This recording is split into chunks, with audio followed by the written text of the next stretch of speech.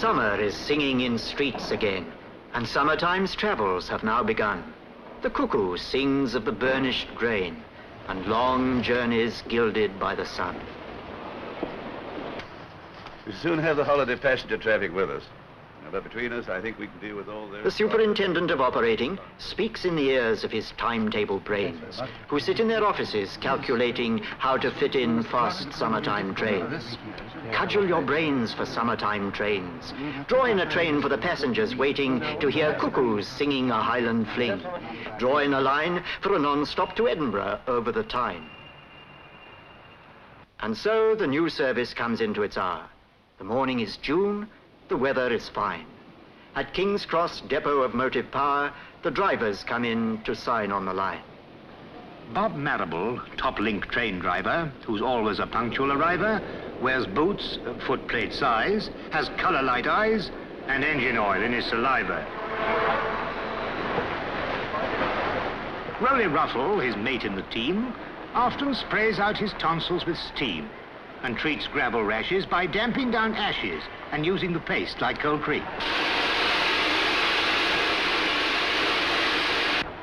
The 9:30 non-stop train to Edinburgh, the Elizabethan, will leave from platform 5.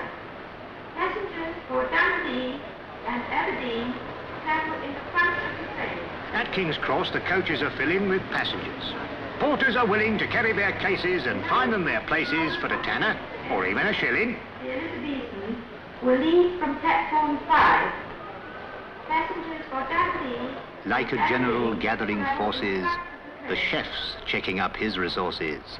All the pains in your belt Mr. Wheeler can melt and roll your eyes round with his sauces.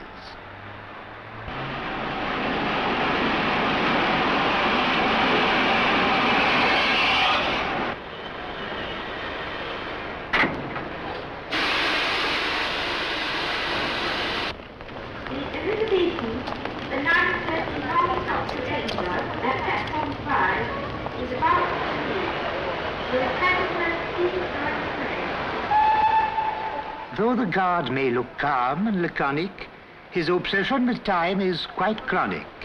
But a punctual start binds the train to his heart. The relationship's purely platonic.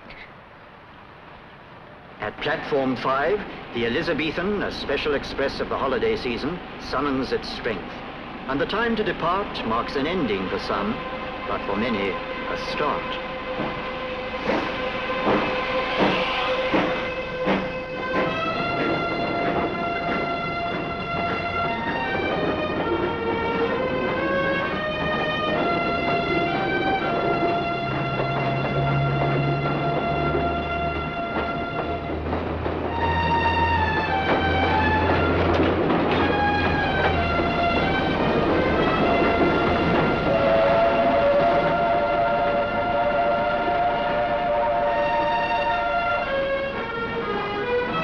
As the engine goes with a swing and a shine past the engine sheds, there's a man on the line who gave her that shine. He's the fitter. His was the skill, his the hands that uncoupled her rods, stripped her gear, packed her glands with his firm, skillful hands.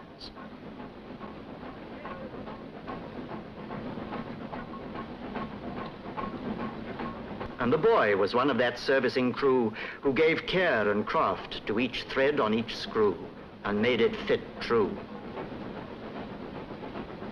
They're the fitters, the men with the cunning to bring through each big end and piston, valve, spindle, and spring, all that power and swing.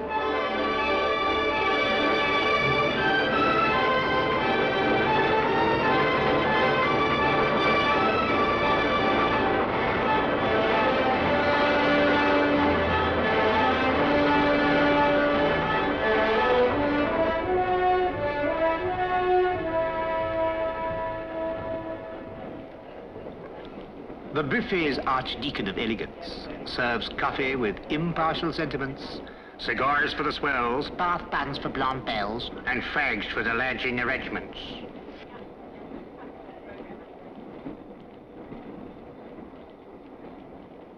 The passengers sitting at buffet tables, the Howards, the Berts, the Cynthias, the Mabels, enjoying the comfort and ease in their seats, careless of crumbs in turnips or pleats, admire the gleam on the chromium plate, the polish on tables, the unfaded state of curtains and fabrics. But rarely give thought to the long years of training, the practice that taught men in large workshops the best way to take a carriage to pieces and how to remake it better than new. The seats that are sat on had to be made to welcome all shapes. First, the material that mustn't fade or wilt under pressure was cut with a blade skillfully guided, then skillfully sewn, while windows were painted, then carefully scraped, and taps were fitted in shining chrome. Then the seats were upholstered, material bolstered. And while a man was writing a sign, and others were putting that last mirror shine on metal and paint, the seat was finished. And those who ride in its regal embrace can truthfully claim to sit in the pride and work of a king.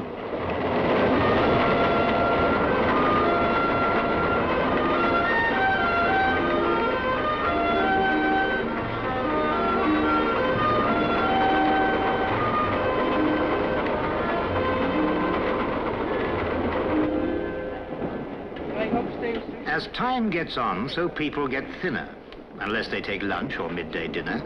So the kitchen car prepares to fill the waistcoat of Jack and the waistline of Jill.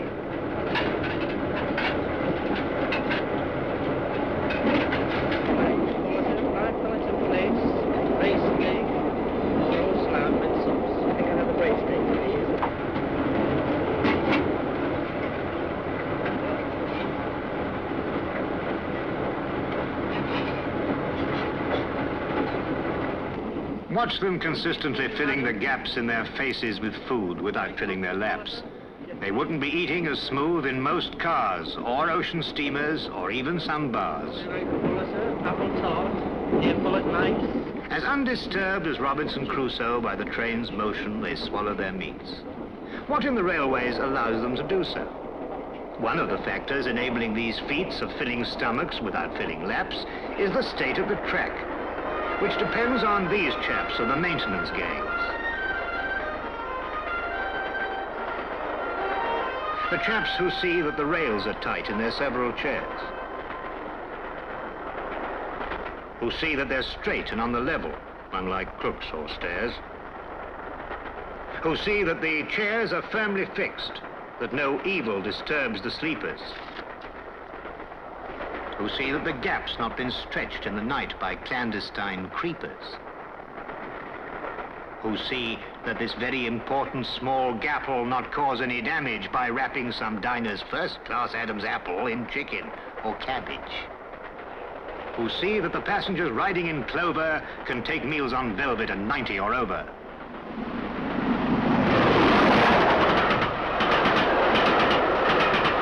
while the side-slipping countryside changes to town, meadow, sweet, speedwell, charter and gown, dreamlike in boxes, unseen watchful eyes, path-setting panel, tell us no lies, watch the trains passing, guide her with care, junction and crossing, points in a pair, with a turn of the wrist, the click of a switch, track circuit magic, vault of the witch, out of York City and on to the north, past Durham, Newcastle, over Tweed to the Forth.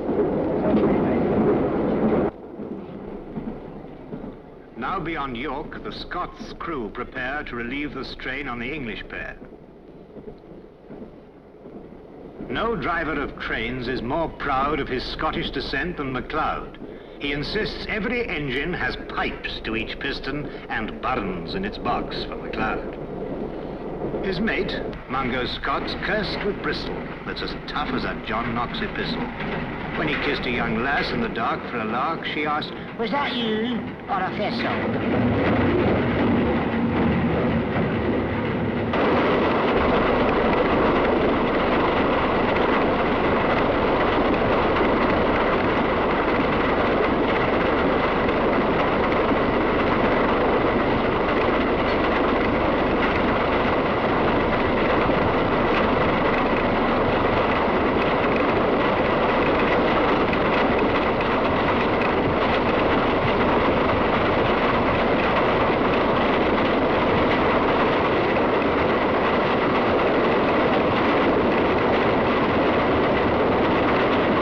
Sir Nigel Gresley designed his A4 with the speed of a greyhound, the strength of a boar. But when he put fire in her stomach, he taught her to burn with a furious thirst for water. So when she approaches a water trough, watch Fireman Mungo doing his stuff.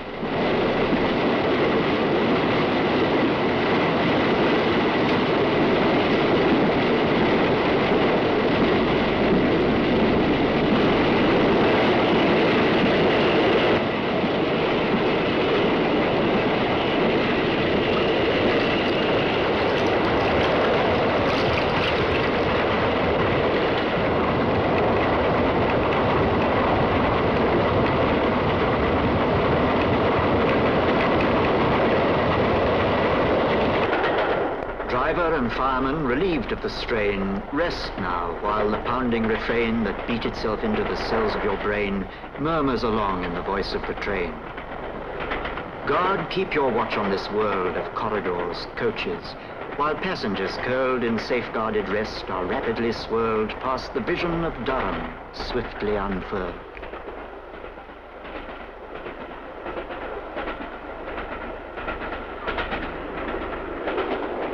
The Elizabethan goes driving onwards, while buffet attendants or restaurant stewards, performing their corridor service dance, try to anticipate passengers' wants, waltzing through coaches to serve in compartments, while signals are serving the train with clear distance.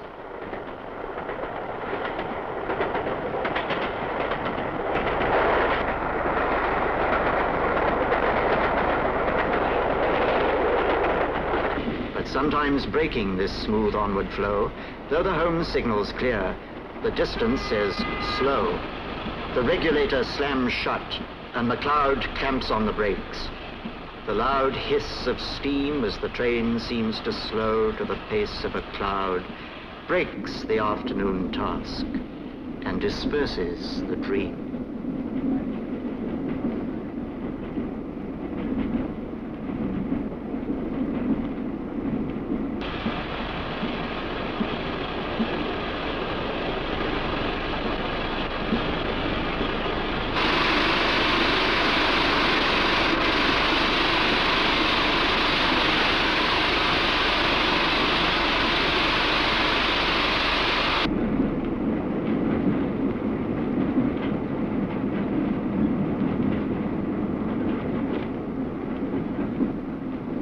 At the end of these wires sit men in control rooms, like prompters assisting the course of a play, breathing out words like Arabian perfumes. Too bad there's no record of just what they say. They watch every train that moves in their region of thousands of miles of railway distance and try to forestall any slightest suspicion of slack that might make its unholy appearance. But while every passenger knows the importance of his own special train arriving on time, the men in control rooms must weigh in the balance the claims of 1,109. But the Elizabethans, a particular, special, never more smiled upon non-stop train. Nothing must stop her. The order's official, and lateness could cause operational pain. And at last, the ultimate cause of the slack over the hills far away up the line is cleared. And the train picks up speed on the track through Newcastle City and over the Tyne.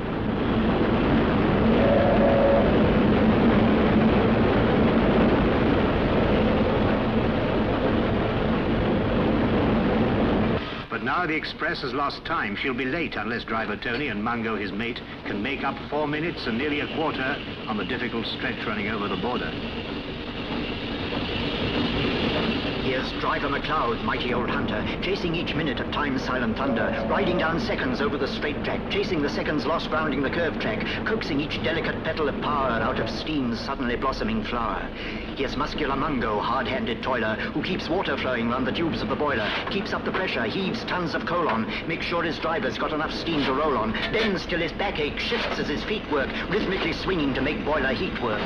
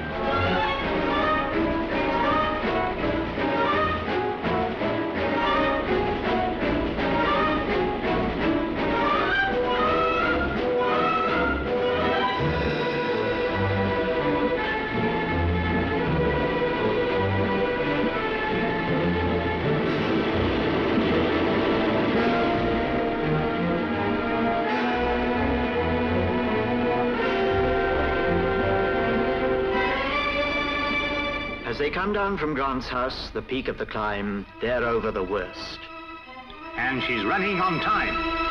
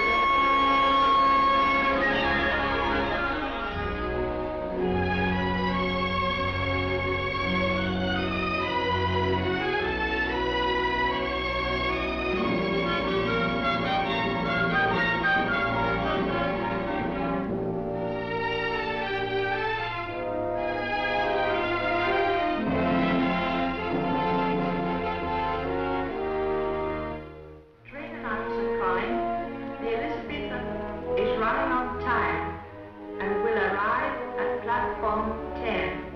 The train now approaching platform 10 is the Elizabethan from London to King's Cross.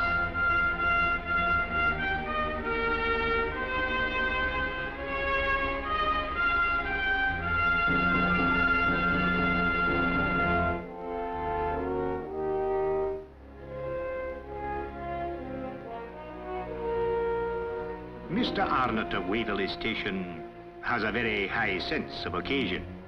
If a train's a non-stopper, his topper is proper. His Hamburg's for trains of low station. The Elizabethan that's now arriving at platform 10 in Waverley Station left London at 9:30 sharp this morning with mothers, with sons in high expectation, with fathers, with daughters, of pounding the path non-stop from King's Cross in 6 hours and a half.